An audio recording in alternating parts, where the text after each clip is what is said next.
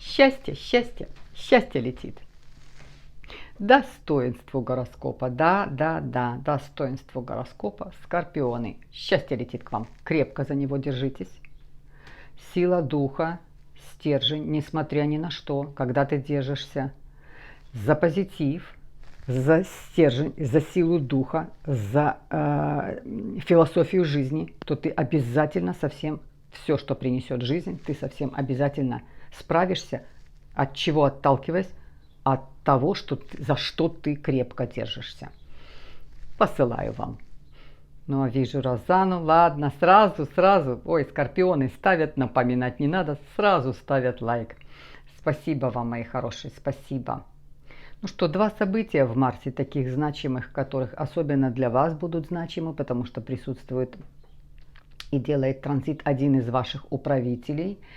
Итак, 7 числа Сатурн будет делать транзит в знак зодиака Рыбы. Тоже для вас очень значимое событие, потому что это транзит в водный знак, то есть в вашей стихии. И Сатурн находился в знаке зодиака Водолей, находился там почти 3 года, и сейчас на следующие 3 года заходит в знак зодиака Рыбы. Отдельно рассмотрим, как это будет для вас работать и что это для вас транзит. В течение 3 лет он будет находиться в одном и том же секторе. Ну и, конечно, 23 числа это транзит Плутона. Вашего Плутона пробный транзит. Сначала так немножечко попробую. Вот знаете, точно отвечает Плутон, точно даже вот когда он пробно заходит в знак зодиака Водолей, потом немножечко вроде как-то вернется к Козерогам и уже к концу месяца только окончательно уйдет. Вот даже этот вход пробный абсолютно соответствует характеру Скорпиона. Вот как-то ты немножко попробовал, что-то вроде как-то всегда, а потом только ты делаешь выводы. Не так, что Скорпион, это вот Скорпион хорошего 2 уровня, Скорпион вот таким образом действует. Точно вот по Плутону. Заходит 23 числа в знак зодиака Водолей. Конечно, здесь энергия абсолютно другая. Так как стоял в Козероге такой, там стояли 2 гиганта. И Сатурн, то есть управитель Сатурн, а в свое время еще и заходил туда Сатурн, он тоже там стоял 3 года, потом сделал только транзит к Водолеям. То есть здесь Плутону, да, это были 2 равнозначных таких, так скажем, соперника, но приходилось эту трансформацию делать сильно разрушая, потому что сопротивлялся Козерог, то есть его управитель Сатурн. Заходя, конечно, к Водолеям, абсолютно другая картина для Плутона, о которой мы с вами будем говорить подробно. И как это будет работать на вас. Итак, смотрим март месяц и начнем с Солнца. Солнце находится в знаке зодиака Рыбы, затем сделает транзит к Овнам. И в Рыбах, когда Солнце находится, оно находится в водной стихии, то есть вам оно понятно. Это Солнце очень опытное, очень мудрое. То есть Солнце, которое прошло 12 транзитов сделало и пришло. Конечно, когда ты прошел 12 транзитов по всем знакам сделал в течение года, ты набрался большой-большой опыт, ты пришел сюда. И когда сделаешь транзит к Овнам, ты начинаешь новую жизнь, свой новый астрологический год. То есть, конечно, энергия меняется. Но и та энергия водная, и энергия Овна, так как там управитель один из ваших, то есть тоже Марс, конечно, эти две энергии вам очень-очень знакомы. Как будто бы сначала до 20 числа вроде солнце светит, но оно не греет. Вроде солнце яркое, но как-то больше и тучи, больше как-то не особо ясно видно. Вот такое вот состояние. Но мудрость в этом во всем есть. Ты эти все процессы понимаешь. Вот солнце такое очень мудрое. А когда заходит туда к Овна, где управитель ваш, один из ваших управителей, то есть Марс, тоже все становится понятно.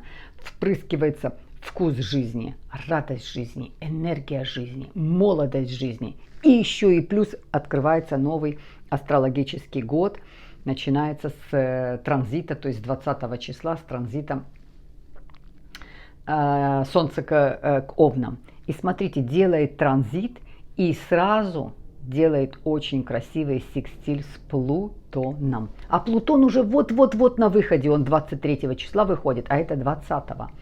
На выходе делает с Плутоном. Плутон будет идти по вашему сектору, и Солнце, когда они сделают секстиль, идет по вашему сектору дома, семьи, такой семейной, от чего, откуда, прям вот от семейного такого дерева, основы своей, вот что-то связано со своими семейными традициями и вообще с домом. Больше даже с такой, знаете, рутиной домашней. И этот секстиль, конечно же, если у кого-то есть какие-то разбирательства между своими родными, какой-то семейной принадлежности, то вы здесь находите абсолютную альтернативу. Вы выходите на такой уровень, что вы можете с этим всем уладить. Если где-то у кого-то осталась какая-то недвижимость от брата, а брата уже нет, или от родителей, или что-то где-то какая-то кусочек земли, дача осталась, возможно, какой-то автомобиль остался, что-то осталось, то, что не только вам принадлежит, а всей вашей семье. Здесь очень хорошее получаете наследство, очень хорошо получаете раздел, то есть вы приобретаете с этим секстилем, с этим аспектом, вы приобретаете какое-то финансовое благополучие, а также очень благополучие вашего рода, вашей семьи. Очень сильный аспект делается этот с Плутоном. Дальше делает, что еще Солнце будет делать? Солнце сделает, не только Солнце, Лилит очень активно в этом месяце. Но я всегда говорю, что два знака, которые точно не попадают, 2-3 знака, которые точно не Лилит, которых не цепляются, это, конечно, Скорпионы. Поэтому вам кто-то что-то сказал, кто-то что-то рассказал, это для Скорпиона не авторитет. И вы понимаете, о чем я говорю. Пока я сам не узнаю, пока я сам не почитаю, мне не авторитет, что мне соседка или подружка или сотрудница какая-то что-то сказала про моего ребенка или про моего мужа или про мою жену или про мою... Для это не авторитет для Скорпиона. Скорпион авторитет для... Кто авторитет для Скорпиона? Он сам. Он сам себе авторитет. Я сам увижу, я сам узнаю, я сам разберусь, только тогда я буду реагировать. Поэтому даже в этом месяце, да, Лилит активна, и она проказничает. Что такое Лилит? Это фиктивная точка в нашей карте. Их две фиктивные точки. В виде Лилит, черной луны, и в виде Селены, белой луны, нашего ангела-хранителя. Так вот, Лилит очень активна в этом месяце. Она сейчас находится в знаке зодиака Лев. И во Льве там Лилит, обращайте на меня внимание. Я корону на голову даже надену. Обращайте на меня внимание. Я вам покажу такие проказы, я вам все перепутаю, напутаю, потому что требую внимания. Вот так она себя ведет, вызывающе себя ведет. Активное наше колесо жизни, по которому мы с вами идем, вставляет туда палку, спицы вставляет туда для того, чтобы видеть, как ты реагируешь. Немножко запутать, немножко в стороне понаблюдать, посмеяться. Иногда это даже люди делают с нами неосознанно, не специально. Какую-то ерунду рассказал, какую-то шутку рассказал. Или вот встречает человек и говорит: ой, ты так сильно поправился, тебе не идет. А человек, возможно, принимает какие-то гормональные препараты, какое-то лечение проходит, его немножко раздуло. То есть человеку неприятно, он же не будет стоять и рассказывать: я прохожу курс лечения, у меня вот такое заболевание. И то есть, а человек со стороны, сказал. Поэтому конечно же, Скорпионы на эти вещи всякие не цепляются, поэтому даже Лилит рассматривать в этом месяце, несмотря на то, что она активна, не будем. те проказы, те остроты, так скажем, которые она будет делать, не поддаваться. То есть все только от первоисточника. Как я сам почитаю, увижу, пойму, вот так оно правильно и есть, а не так, как мне кто-то что-то где-то донес, принес, сказал. Еще почему еще скорпионы не цепляются на Лилит? Потому что сами по себе скорпионы, вы сами такие, что вы как видите, вы так и говорите. Всегда говорят, хочешь узнать правду, спроси у скорпиона, он даже не задумываясь скажет, тебе это не идет. Или ты купил очень задорого, ты бы мог вот эту сделку сделать. То есть скорпионы говорят как есть.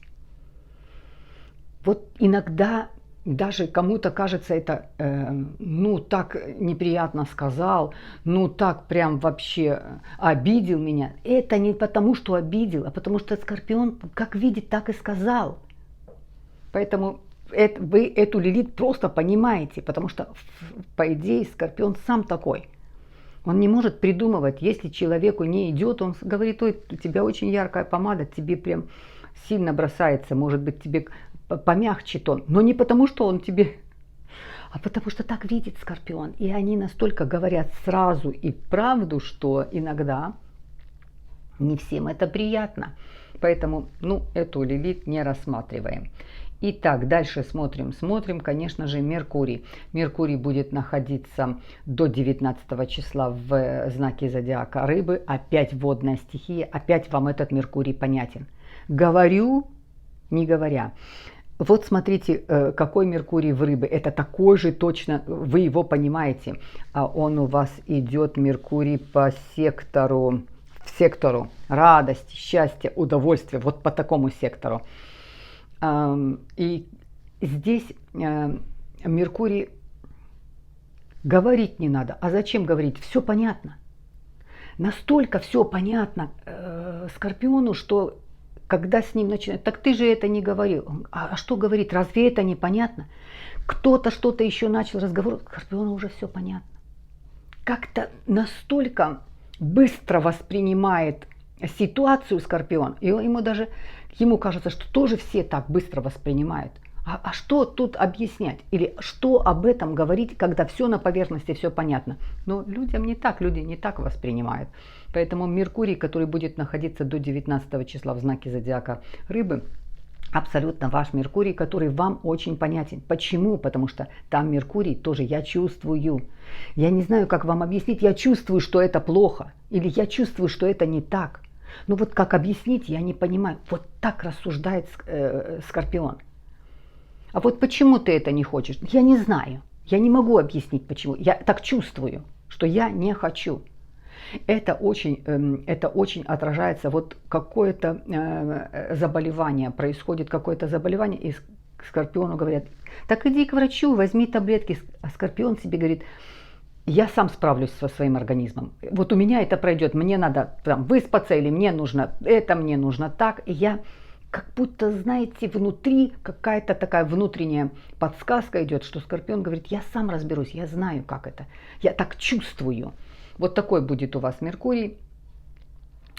И этот Меркурий сразу, когда сделает транзит к Овнам, опять вам очень стихия понятна. Не сама стихия, а там, что ваш второй управитель тоже находится там. И сделает опять красивый секстиль с вашим Плутоном. Посмотрите. Сделаем акцент в этом месяце на этот Плутон. Плутон тоже активен. Перед тем, как он, мало того, что он делает транзит, он еще делает очень хорошие аспекты. Смотрите, и с Солнцем сделал аспект, и сделает очень красивый аспект с Меркурием.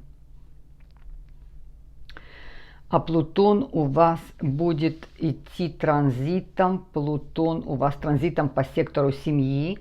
И делая вот такой вот великолепный секстиль с Меркурием, что здесь узнаете? Что здесь узнаете? Конечно, это может поменяться статус семьи. Скорпионы, те, которые в отношениях или вообще нет отношений, они могут произойти очень неожиданно. Почему еще неожиданно? Потому что сделает красивый аспект, в котором я попозже вам скажу. Это между Венерой и Ураном. Венера стоит в Тельце, Уран стоит в Тельце, а это вы на одной оси. И Марс, который сделает транзит. И тоже идет в водную стихию. То есть этот секстиль даст вам очень хорошие ориентиры в состоянии вашей семьи. Те, кто скорпионы не в поиске, те, кто еще не в паре, а хотят и настраиваются на то, чтобы встретить своего человека, большая, огромная возможность встретить своего человека. Плюс этот Плутон, который сделает транзит к Водолеям. Здесь абсолютно Плутон другого характера, свободного характера. Ну, о нем мы буду отдельно говорить. Итак, смотрите, что мы делаем? Меркурий, который сделает секстиль с Плутоном, это Меркурий, который принесет очень хорошие известия, очень хорошую информацию, очень хорошие принесет вам события, о которых вы с радостью будете воспринимать. Это события о ваших детях, это события ваших родных, это ваши личные события, это события, все, что связано с карьерой, все, что связано со здоровьем, все, что связано с работой, все, что связано с проектами, над которыми вы работали, с учебой, в которой вы находитесь, вы получаете удовольствие, радость, счастье, позитив от происходящих событий. И это вы получите информацию какую-то, очень долгожданное сообщение, очень долгожданное подтверждение, очень долгожданный договор, который вы когда-то с кем-то сделали соглашение, он вступает в силу. То есть вы получаете события большого такого размаха, в очень позитивном размаха по событиям. Это карьера, это учеба, это дети, это пополнение, это финансовый, то есть размах сам событий очень большой, вы получаете позитивный результат. Очень сильная секстиль, который будет между Меркурием и вашим Плутоном. Дальше что смотрим? Венера. Венера до 16 числа в знаке зодиака Овен, а с 16 числа идет к Тельцам. И в Овне ваш управитель там, и в Тельцах вы на одной оси. Опять Венера в очень выгодном для вас положении. И для вас это находится... Венера идет по сектору, да, семьи и брака. Да, мои хорошие, идет по сектору семьи и брака. И Венера очень активная в марте месяце. Делает соединение с Юпитером, потому что Солнце находится 2 числа в Овне, там же находится Юпитер и там же находится Венера. Они соединяются, то есть большое счастье идет к малому счастью. И это у вас по сектору, мои хорошие, по сектору семьи. По сектору семьи. Делает соединение, это очень гармоничный аспект. Затем делает 11 числа роскошный секстиль с Марсом. Роскошный секстиль с вашим Марсом делает. Потом 17 числа роскошный секстиль с Сатурном делает. Дальше делает очень красивое соединение, уже когда будет Венера в Тельце, делает соединение с Ураном. Случайно, вдруг, неожиданно, но, мои хорошие, это и сделки, это и встречи, это финансовые очень хорошие перспективные продажи и покупки. Это и пополнение в семье, радостных много событий. При всем, что происходит вокруг, тем не менее, для скорпионов приходит очень много радостных событий. Венера очень сильно здесь будет задействована, и она у вас идет по сектору семьи, брака, детей, дома. Скорпионы, пишите. Очень многие скорпионы окажутся неожиданно, вот так, случайно. Вы знаете, иногда скорпиону, скорпион видит, какая-то общая сразу картина ему понятна, И Скорпиону может сказать: выходи за меня замуж. Скорпион говорит: давай, добро даю. То есть как-то вот так. Или сам Скорпион предлагает, или ему неожиданно, случайно. Может такое абсолютно в этом месяце произойти. Чудеса, в которые Скорпион верит. Но Скорпион верит в чудеса. А кто не верит в чудеса? То у того и они не происходят. Это четкая формула жизни. И если ты не веришь в себя, если ты не веришь в чудеса, если ты не веришь в саму жизнь, у тебя не происходит это ничего. Поэтому абсолютно чудеса, которые в марте месяце, ой, Скорпионы, пишите, у вас именно произойдут чудеса. Да, Марс, да, находился в Близнецах очень долго. У меня даже голос сел. Вот что, как сел голос. Марс, который находился до 25 числа в знаке зодиака Близнецы, ну, так скажем, для Скорпиона 7 месяцев там находился, ретроградность там делал. Ну, для Скорпионов это такой Марс, знаете, договорились, не сделал, договорились, не закончил. Такой Марс, который Скорпиону, ну, не особо соответствует. И тут 25 числа Марс делает транзит в знак зодиака Рак. Тоже водная стихия. Посмотрите. Сатурн будет находиться в водной стихии, делает транзит к рыбам. Марс находится с 25 числа в водной стихии. Солнце до 20 числа находилось в рыбах в водной стихии. Меркурий до 19 находился в водной стихии. То есть, посмотрите, это все про «я чувствую». Марс, который заходит в знак зодиака Рак, это ваш Марс. Это уже не от Овна, это уже ваш. И о чем этот Марс говорит? То есть энергия какая? Энергия магии. Магии речи, слова, магия руки. Я знаю, я себе скажу, потому что это больше про чувства. Все, что в Раке, это чувствую душой. Все, что в Скорпионе, это чувствую вот здесь. Я вам всегда говорю, вот тут где-то ты, вот здесь что-то покалывает, что-то теплое расплывается, что-то холодное, что-то как-то всегда дает вот это чувство. То есть я чувствую, Скорпион это больше я чувствую. И когда один из управителей будет находиться в водной стихии, это я чувствую. Я чувствую, когда ты чувствуешь, у тебя подъем, у тебя получается, у тебя решится, ты идешь на подъем. Когда ты чувствуешь все. Ну, я не видела, честно сказать, из своей практики пессимистов, скорпионов не встречались. Ну, это было крайне редко, и это больше выражалось не в разочаровании, не в пессимизме, это больше выражалось в употреблении каких-то отвлекающих моментов, чтобы не впасть. Это тоже, так же, как для козерогов, это жалкое зрелище. Смотреть, когда скорпион на первом уровне не может со второго уровня подняться, то есть когда сломленный скорпион, это жалкое зрелище, конечно. В основном скорпион говорит, у меня получится. То есть по Плутону я возрождаюсь, все равно меня жизнь выведет. Да, она меня, как говорится, испытания я прохожу, но я возрождаюсь. Это птица Феникс, которая всегда выходит, поднимается.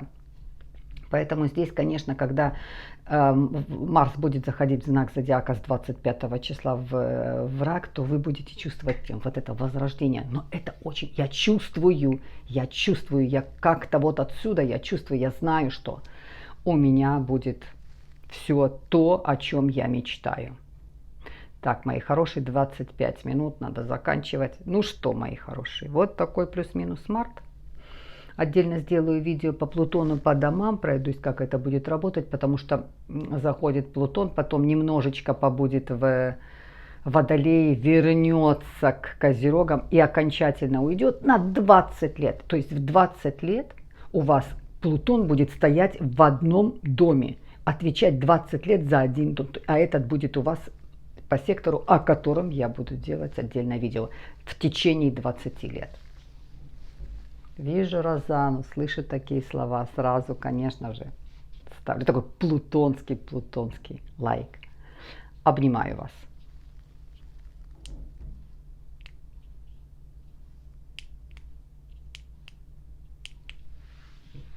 Видите, что-то как-то